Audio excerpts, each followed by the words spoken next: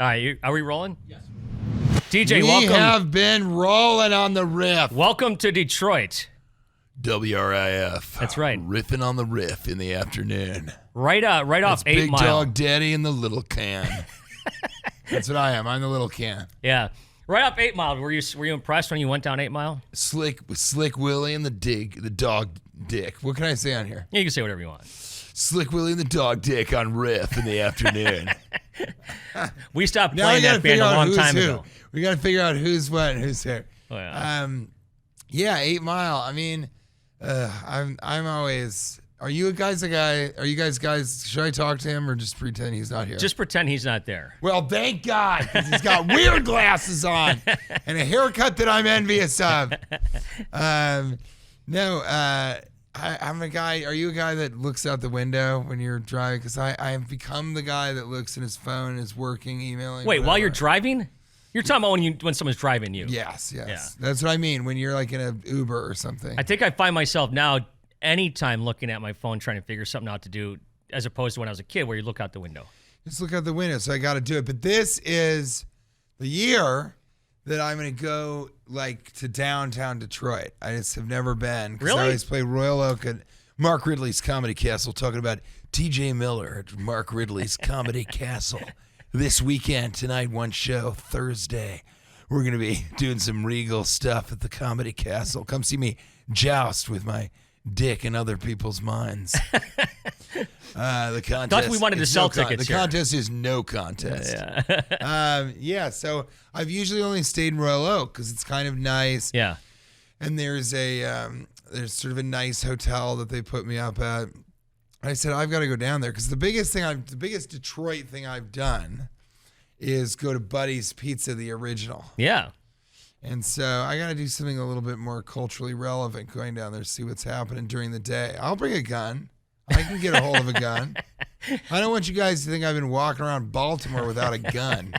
Baltimore, yeah, right. Where should we see? What should I see in downtown Detroit? So when the guys from Pantera, Metallica were here a couple months ago, I went with awesome. Charlie. People from Pantera were here? Yeah. I love that band. So I went with Charlie from Pantera from Anthrax, of course. We went and saw the Motown Museum. I never saw that before.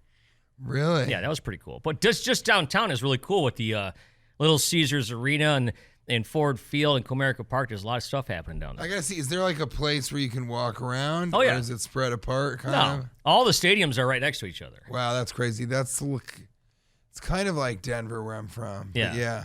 But yeah. But my wife is a Michigan chick. She a is? Michigander. Where's she from? She went to high school in Napoleon. So oh yeah, I know exactly where that is. Really? Yeah, I rode my motorcycle through there sometimes. Yeah, out by Brooklyn. Oh my God, no one knows where that is. Yeah. Yeah, so that's where she went to high school. She grew up on a horse farm picking asparagus, and now she's this Manhattanite sort of New York installation artist who's doing a small installation at a former space in the West Village next to the fire station, ladder 113. It's so crazy to imagine that she basically grew up barefoot and pissing in the woods. Right. And then now she's kind of what she is in New York City where we live. So what do you prefer? Fun. But the Michigander or the Manhattanite? Yeah. I mean, I gotta prefer the Manhattanite. But it's one and the same because, and I've known her since college, so I've known her a long time. Like we've been together off and on, but since college. And she's got Michigan chick in her, like a Philly girl is always, Jersey girls too, but like a Philly girl is always that scrappy, grimy Philly girl. Michigan chicks kind of, I mean, they'll threaten to hit you. And sometimes they will. Right. And not all the time. It's once in a blue moon.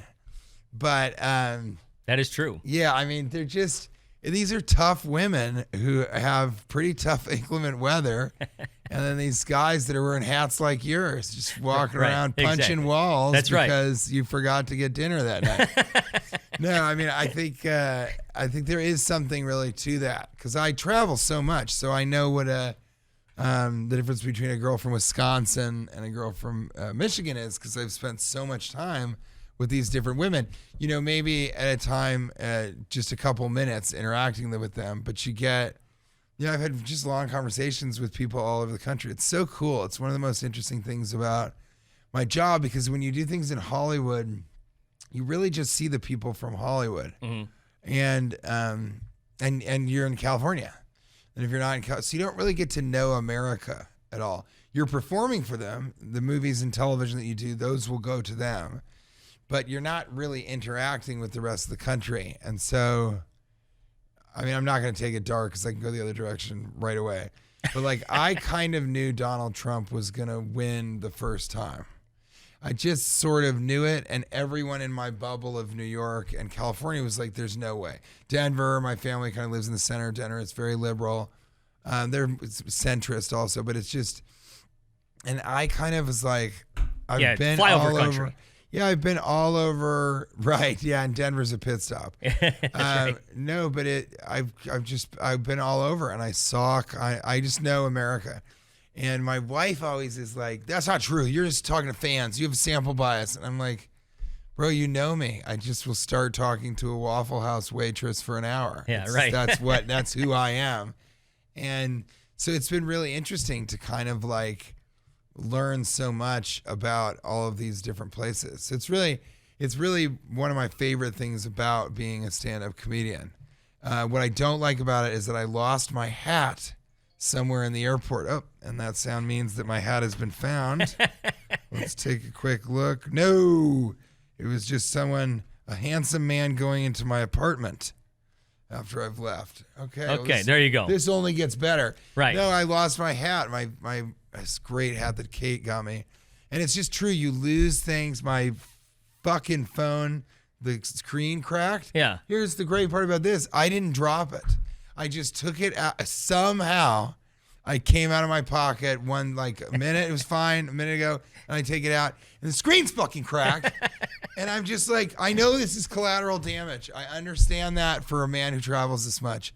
But that really pisses me off that my hat is gone. I've lost. See, what would you do if you lost that hat? First That's of all, one of your favorite hats. How often does he wear this hat? A lot. He can't stop wearing it. Because it's America. And when you wake up, you look in the mirror and you go, God damn it, I could wrestle a bear. Watch me. If a horse was attacking my girlfriend, I would fucking hit it in the face. Did you ever meet David Lee Roth? No. Yeah. I don't meet as many musicians as I would like to. Dave Chappelle, right, who I was hanging out with last night, it was the first time I really hung out and talked last to night? him. Yeah, last night, because Nice. I was in New York. I left this morning, and I left my hat somewhere in the fucking LaGuardia airport. I was talking to him last night, and it's like, it is the traveling, the like America, but that wouldn't register in New York with most people. But Chappelle is always hanging out with musicians. The musicians are always coming to his show, right, all that stuff. But I had a guy once who could play the ukulele. He came to a show of mine. Well, you just recorded your last special at Zany's. I'm going down there next month to see Chris Porter. Music City, yeah, but I bet he hangs out with a lot of musicians. Yeah, Chris Porter's going to be there with Zach from Shinedown. That's great. Yeah, see, but he's got that vibe, man. Yeah. And I think he's probably a really big music fan. You're obviously a really big music fan. I like music a lot, but I don't really go to concerts, and the music I listen to is not respectable. Like what? It's just, I'm embarrassed to even talk about it out loud. No, in my house, my wife is on the spectrum. We found out just a couple days ago. It's self-diagnosed. But in my house, it's always kind of like fucking cat relaxation music and classical music for study, a Spotify playlist. And if I'm lucky, but we'll play good jazz, and we go. But when we see music live, we go and see a jazz show, because then it's not. If I go to a concert venue or this thing, it includes a lot of me interacting with people who would like to have a picture or talk to me or those types of things. And a jazz club, people don't do that because it's very New York. It's like they're not there. They're there to see the jazz. Right. Please be quiet. I'm watching the jazz. And they're there to watch, not to listen, sort of. I was going to ask you, how much do you get recognized when you travel? A lot. Do you really? Yeah, a lot, all the time. Which is fine. It has its sort of different. I wear a mask in the airport. Even during the pandemic, I was like, this is going to be such a fucking blessing if I don't die and all of my family doesn't die. I'll be able to wear a mask and it won't be weird. People are like, I guess that's just that guy. So I do that, and then people don't really recognize me. But like I'll take off my, like today I was in first class, but I took off my mask, and then, as we're leaving, a couple people saw me when I was taking my bag. So, hey, I'm a really big fan, and then they'll try and take a picture when I go out, which is always fine. I think that's a very nice thing. But yeah, I'm very famous.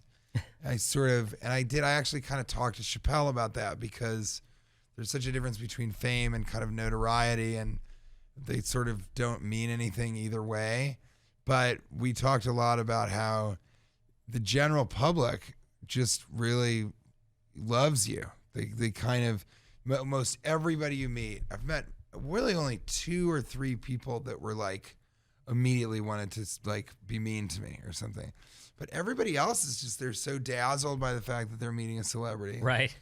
And then they also just kind of, anything that you've done, any time that you've made them laugh, that's a big deal. I mean, here's this guy that you were laughing at, and you've returned to watching him, and he's made you laugh again and again.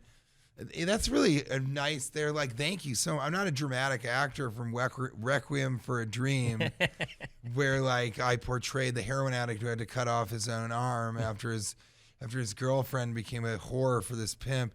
If I met that person, I'm like, spoiler alert. Yeah. No, if you either seen it or you ain't, buddy. But it's, so I think that's it too. It's like, if you're a comedian, everyone associates you with feeling good. Right. And people don't really think about that. I think music is the only thing where, because it also involves how hard it would be. So you meet David Lee Roth, which is how all this nonsense for money started. But you meet David Lee Roth, and you're kind of like, not only you're like, dude, I love your fucking music. I rock out to it. I rock. I'll be in my bathroom listening to you, and I am rocking my cock. Do you understand what I'm saying? Slick Willie. Do people come up to you and quote what you've done in movies and stuff? Yeah, 100%. But they say that about David Lee Roth. And then also in their mind, it's like, I could never do what you do. I could never learn how to play an instrument like that. Yeah. Some people are like, I tried, and it's impossible. So that's just there. If you're a stand-up comic, even an actor, like so many people are like, you're so funny in movies, but they're not like, that must be really hard. They just think you're funny. And then if you're a stand-up comic, it was fascinating to talk to Chappelle last night, because he really is. He understands the economy of the words, the structure. He is a mathematician. He doesn't seem like it on stage at all. It seems like he's just bullshitting. And he is a lot. Right. But he's about to perform at the Kennedy Center, and he's honing a performance that it has to be perfect. And we saw the whole thing last night, and it is beautiful. I think the only way I could tell him was I go to him like, I mentioned a couple of things. I thought these moments and the fact that this connected to this was really impressive, and this had 3 layers to it. I was like, it was just truly gorgeous stand-up, Dave. I mean, it really was. Well, that Dreamer Netflix special, it was that may be the best Netflix special I've ever seen. Yeah, it really is. And he said to me, he goes, because I didn't really talk to him about that, but we were talking about, is it supposed to be funny first and then philosophical? Or is it supposed to be philosophical and then you save it by being funny? And I sort of really wouldn't answer that question. He was kind of squirrely about it, to be honest with you. But I think the Dreamer for me was his return. See, this is also kind of why I don't know that much about music, because I pay so much attention to stand-up, which is something that people see. And I riff a lot. Look where I am. That's right. At the riff. Right. Perfect. WRF, the riff. So I improvise a lot, but so people think that even my written material is just kind of me. I sort of think of it, and then I go on stage and do it. Is that true? Yes, most of the time. But there's a math to it and behind it. And so when you meet a David Lee Roth, you're just blown away by the music and the skill. And when you meet TJ Miller, you're kind of like, you're blown away by the comedy, how funny I am. But there's no real respect for me as a technical performer or something. So I think that's really interesting. But the Dreamer, I thought, what did you think about this? He was doing all this stuff and it got too heady, too like anti-woke, which I am. too anti-woke, too like, you guys are fucking, your values are totally off. What the fuck is going on? And the Dreamer came back to like, it has to be comedy first, but I'm still going to say some shit. And then this performance that I don't know if it's going to be I don't know if it's going to be a special or anything like that. Probably not. It's probably just for this thing. It was even better than the Dreamer. I mean, it was really special. We just thought at the end, because there's a lot of times our wives were there. A lot of times that our wives didn't think what he was saying was very funny. But he's so funny that then he'd say something a little and they would fucking lose their mind because he's telling the truth. He's like one of the few guys that is up there and kind of attacking everybody. And my friend who I'm writing a movie with, he and his wife, I mean, she is whatever, but he's Jewish and his family is Jewish. And Dave Chappelle is going in hard on the Jews right now because this war, I mean, he's really talking about it. And he's talking about Kanye, you know? And he's got a bit about Kanye West that just is so funny about him saying something to Kanye West. I just want to do it, but he does it so well. And the performance is on Sunday. But yeah, I don't meet and haven't had the pleasure to speak with many musicians. Some not lower level, but like the guys from 303. And then Talib Kweli I met through Dave Chappelle and Jay Period. But I listened to hip hop because that's what I listened in high school because it was a mostly black and Latino high school. And you were two kinds of white guy. Nirvana or Notorious B.I.G. And so I chose Notorious B.I.G. I got you. And I feel more comfortable around him because he's wearing just a chain. So Chappelle has this special, which I think, like I said, is maybe the funniest Netflix special. But as far as like crafting words and really putting on a performance, I thought the latest special with Mike Birbiglia was really, really well done. He's good. He doesn't really make me laugh, but I had kind of a... You can respect what he does. Yes, because I had a personal thing with him a long time ago. And it wasn't really bad, actually. He kind of came and apologized, and he was like, you know, I saw the depths of this girl's madness and malice, and so I'm sorry that I sort of didn't see that earlier. And by that time, I was kind of like, what the fuck ever, man. You're part of the problem. But I definitely respect what he does. And John Mulaney is almost like that. I really think he's a brilliant comedian, but he doesn't crack me up. Nate Bargatze, though, I do laugh really hard at his stuff. I just worry that after a while, you're like, okay, I get it, you know? But he's really, really funny. But Chappelle, for a stretch there, I wasn't laughing as much as I was going, oh, that's funny. Yeah, oh my right, God, right. That is funny. And on this one, seeing him live, I think is part of it. But The Dreamer, I was cracking up. I mean, there's so many funny bits. So he really is at the top of his game, whereas a little while ago I was kind of like, I don't know what's going on with him. Well, there's definitely something between seeing a comedian live and seeing somebody in your living room. Oh, it's for way sure. different, right? No, and I tell people that, like, first of all, come and see me live at Royal Oak. Especially you can see two shows, they'll be completely different. Completely. There'll be three bits that are the same. But I think when people come, sometimes they'll be like, this is my first time at a comedy show. And I'm like, what? Really? Never? These people are in their 30s or something.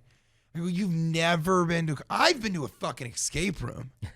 Okay? I'm never going to go to an escape room again, but I've been to one. Right. I've been axe throwing, and it rules. But I haven't been very often, but I've tried it. There's something to it.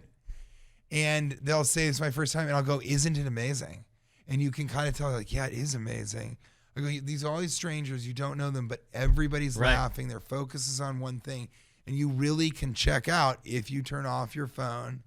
You really can check out and sort of, I don't know. Yeah, you can sort of. I just love the whole art of the whole thing. I think it's fascinating. You know. Yeah, you're so interesting because you're also so interested. Is this why you're such a good radio host? Because you're interested in things? Well, I don't know about. Is that how it started, though, kind of?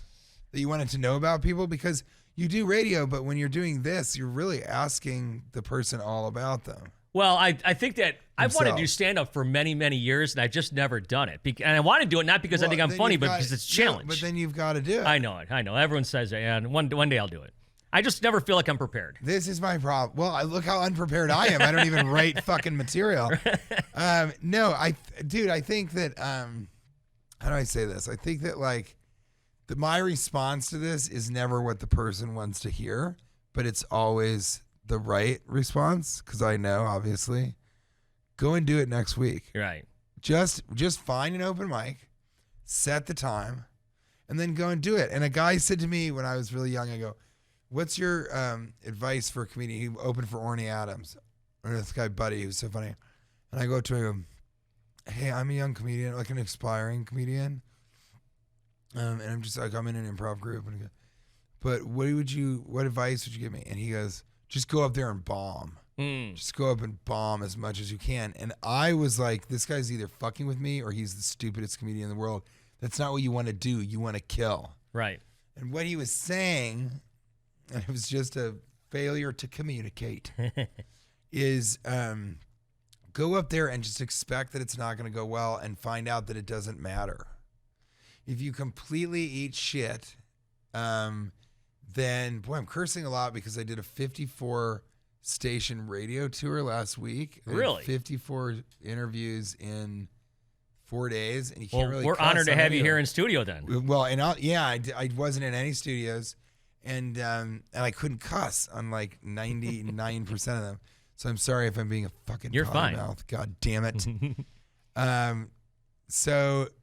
Fuck, what was I saying? Just do it. Just bomb, and so yeah. Here's the thing. If you get up there and it doesn't go well, nothing bad happens. Right. You feel like it's going to hurt somehow or physically or it'll change your opinion of or something. You have all this weight on it, and then you go up, and you are you. I don't know you that well, but I'm done this long enough and involved that you'll go up and do well. And I tell people, just go up and tell a couple stories, funny stories that you would tell at a party. Yeah. And just see what that feels like.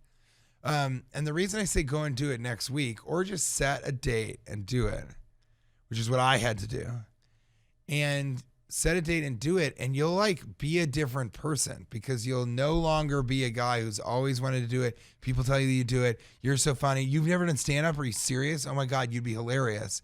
You go from being that guy to the guy that's like, yeah, I did it once. And people are like, what was it like? Then you have this rich story Yeah. and this really bizarre and interesting experience that no one else will have.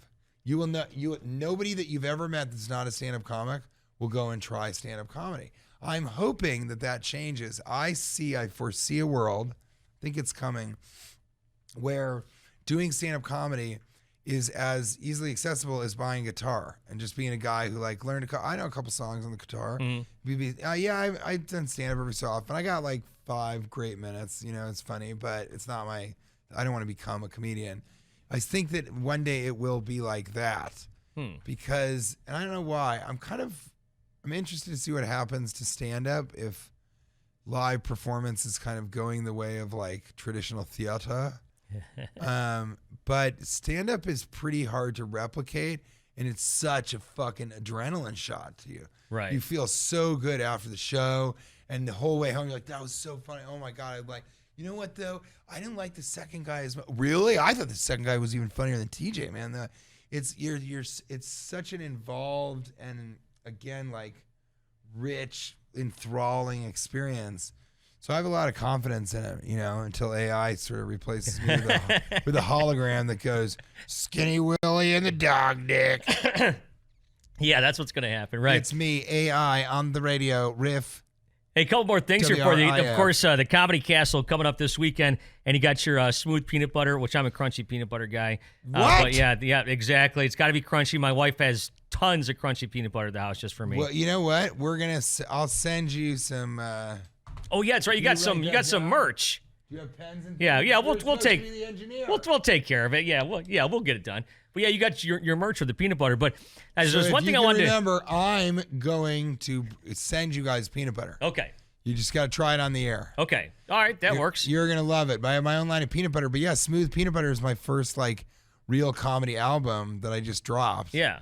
And it's really, really cool. I mean, it's because I listened to comedy albums growing up. I don't know if you'd ever listened to. No, I wanted to bring that up because when I was a kid, and this is going to date me a little bit, my parents had an 8-track of Let's Get Small. And that I was listened the to album it. that I listened to. Yeah, yes. I know. That's why I know you did. Like, the S&M people are coming over. Great, Spaniards and Mexicans. I didn't understand that joke for decades. So funny. Yeah. It's so funny, right? Exactly. They're into S&M. I was like, okay, I'm into that. Spaniards and Mexicans. I listened to that as a kid and didn't understand any of it.